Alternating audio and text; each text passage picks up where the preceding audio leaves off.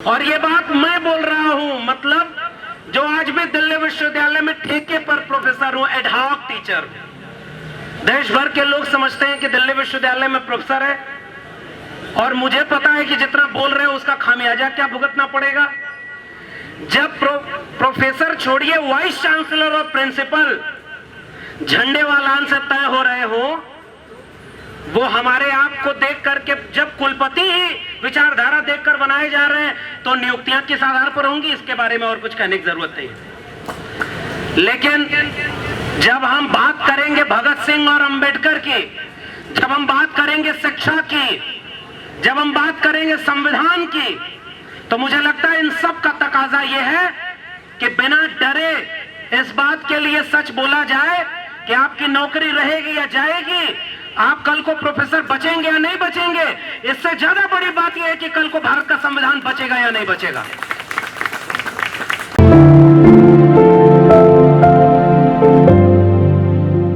इसलिए जेल भेजना हमारे लिए तमगा है। प्रोफेसर रतन लाल बैठे हुए हैं, जेल से लौट कर आए हैं, और जो यहां नहीं लौट के आ पाए, मैं वैसे प्रोफेसर हनी बाबू और प्रोफेसर आनंद तेलतुंबड़े को याद करते हुए अपनी बात शुरू कर रहा हूं। उमर खालिद, और कोर्ट ये कहता है आज भी कि उमर के भाषण में कोई भी ऐसी बात नहीं है जिसे आतंकवादी बात कही जा सके, फिर भी वो जेल में होंगे। प्रोफेसर हनी बाबू ने तो कोई पोस्ट भी नहीं लिखे थे। प्रोफेसर रतन लाल ने कोट किया अपनी बात, लेकिन प्रोफेसर रविकांत ने लखनऊ विश्वविद्यालय में तो किताब को कोट किया था। उनके ऊपर कैंपस में घुस करके गोली मारो, जूता मारो का नारा लगाया गया। जिन लोगों ने प्रोफेसर पर हमला किया वो बाइज्जत बरी हैं, और प्रोफेसर सच बोलने के जुर्म में एफआईआर झेल रहे हैं। हम उस दौर में खड़े हैं। कैंपसों पर हमला हो रहा है, जेएनयू को इतना बदनाम किया गया, और प्रधानमंत्री तारीफ कर रहे हैं, ट्वीट कर रहे हैं कि जो फेल हो गए यूपीएससी में उनके साथ हमारी सिंपैथी है, जो पास हो गए उनको बधाई दे रहा हूं। और उसी जेएनयू से पढ़ी हुई गीतांजलि श्री जब अंतर्राष्ट्रीय बुकर पुरस्कार पाती है तो कोई भी ट्वीट उनका नहीं आता है। और उससे भी ज्यादा विरोधाभास इस बात का कि यूपीएससी क्रैक करने वालों को बधाई देने वाला प्रधानमंत्री लेटर एंट्री ला करके बिना परीक्षा दिए कुछ लोगों को ज्वाइंट सेक्रेटरी बना रहा है। ऐसे विरोधाभास के दौर में हम खड़े हैं। इसलिए सबसे पहले मैं एनईपी पर बहुत सारी बातें हुई, आंकड़ों के साथ बोलने पर भी अगर जेल हो रही है तो फिर बचेगा क्या, किस तर्क से बोला जाएगा। फिर भी मैं आंकड़ों की बात करूंगा। मैंने अपने नाम से आईटीआई लगाई, 1 जनवरी 2020 तक के आंकड़े निकाले। देश भर के 45 केंद्रीय विश्वविद्यालयों में कितने प्रोफेसर हैं, असिस्टेंट, एसोसिएट और प्रोफेसर की रैंक पर कितने सैंक्शन पोस्ट है, कितने वैकेंट है। तो मेरे सामने जो आंकड़े आए मैंने उसका कंक्लूजन निकाला। तो इस देश में 1 जनवरी 2020 तक लगभग 83% प्रोफेसर, 82.82 शेड्यूल कास्ट के प्रोफेसर की पोस्ट वैकेंट है, यानी खाली है। 93.98% शेड्यूल ट्राइब की पोस्ट प्रोफेसर की खाली है। 96.65% प्रोफेसर की पोस्ट ओबीसी की खाली है। 85.71% पोस्ट पीडब्ल्यूडी यानी विशेष रूप से सक्षम लोगों की पोस्ट खाली है।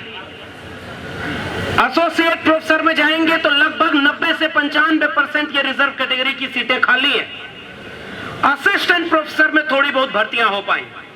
ये आईटीआई हमने लगाई, और हम कहां ये मांग करने वाले थे कि जितने खाली पद हैं कम से कम उनको तो भरो, जो सैंक्शन पोस्ट होती है और हर बार के बजट में उनका बजट एलोकेशन होता है।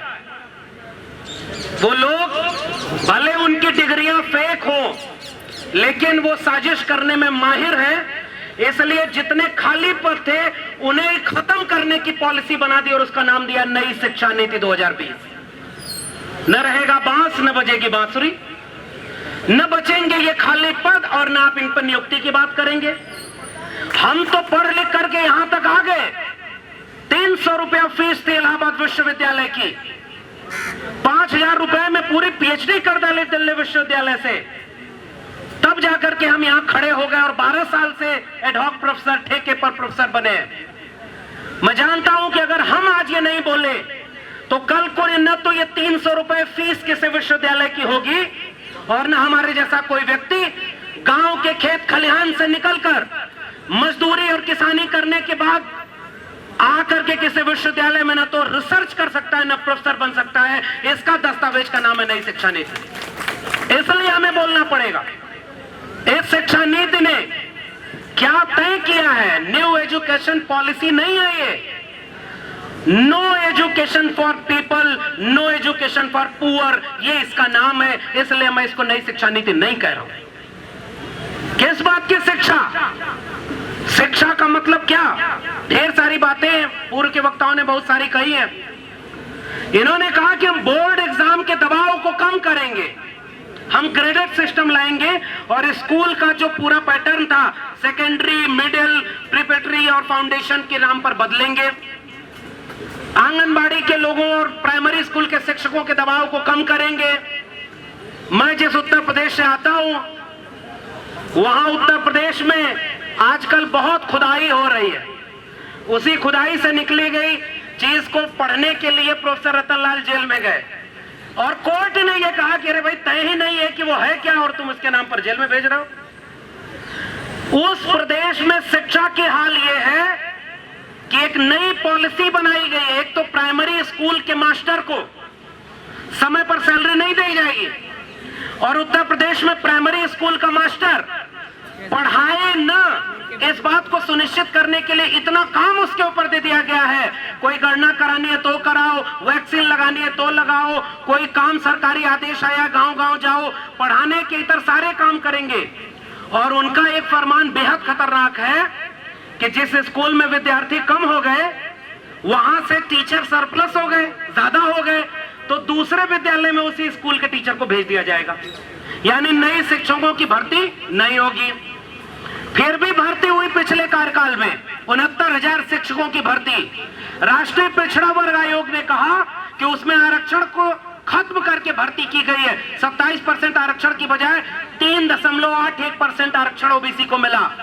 बहुत दिन तक सरकार उसको टालती रही, बाद में जब मान लिया कि हाँ गलती हुई हमसे, फिर भी उनके ऊपर कोई मुकदमा नहीं है। और हरियाणा के मुख्यमंत्री ओम प्रकाश चौटाला ऐसे शिक्षा घोटाले में आज भी जेल में है और उत्तर प्रदेश का मुख्यमंत्री आज पूरे देश में वहां पर उत्तर प्रदेश में नारा लगा रहा है कि राम मंदिर बन रहा है तो काशी और मथुरा भी जाग रहे हैं।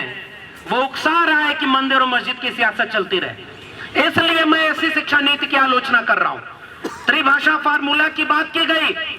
अरे त्रिभाषा फार्मूला कहां से लागू होगा जब उनके भाषा सीखने की जो पूरी क्राइटेरिया है उसको कम कर दिया, कोडिंग सिस्टम किया, cross curricular activity, multi stream पढ़ाई होगी। यानी एक स्ट्रीम नहीं पढ़ने की जरूरत है, आपको कई तरह की कलाकारियां सिखाई जाएंगी। मुझे याद आता है जब पूरी दुनिया कोविड से लड़ रही थी, हमारे देश में 3 कानून लाए गए थे, 3 कृषक सुधार कानून, 3 श्रमिक सुधार कानून और नई शिक्षा नीति। श्रमिकों के ट्रेड यूनियन बर्बाद कर दिए गए, इसलिए वो भी कानून पास हो गया। नई शिक्षा नीति में शिक्षक संगठन और तमाम छात्रों को कमजोर कर दिया गया, इसलिए लड़ाई भी कमजोर है।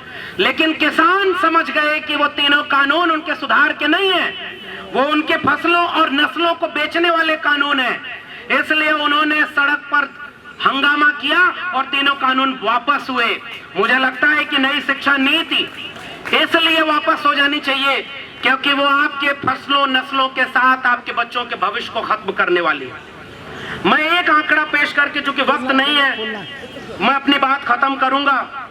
वो आंकड़ा ये है कि जिस दौर में नए नए स्कूल, कॉलेज और डिग्री कॉलेज खोले जाने चाहिए थे, उस दौर में मंदिर और मस्जिद के नाम पर लड़ाई हो रही है। और देखिए कितने स्कूल और कॉलेज बंद हुए हैं। शिक्षा का बजट कम कर दिया गया। जैसे बच्चा पढ़ने जाए, हम लोग इलाहाबाद दिल्ली पढ़ते थे तो घर वालों से कहते थे इतना खर्चा दे दीजिए, खर्चा बढ़ गया है, तो घर वाले उतना खर्चा थोड़ा कम करके देते थे। लेकिन हमारे देश में एक ऐसा प्रधानमंत्री बैठा हुआ है जो कह रहा है कि मल्टीपल डिसिप्लिनरी कोर्स चलाएंगे, मल्टीपल चॉइस का सिस्टम देंगे, आप विदेश तक पढ़ने जाएंगे, आपको चॉइस बेस्ड क्रेडिट सिस्टम है, और पैसा तो कहे पैसा कुछ नहीं है, जितना पैसा है उससे भी कम कर देंगे। ये छाएं आसमान पर छुएंगी और उन्हें पूरा करने का कोई इंतजाम नहीं होगा। बजट एलोकेशन नहीं किया गया, बजट कम कर दिया गया है, इसीलिए ताकि स्कूल और कॉलेज नहीं खोले जाएं।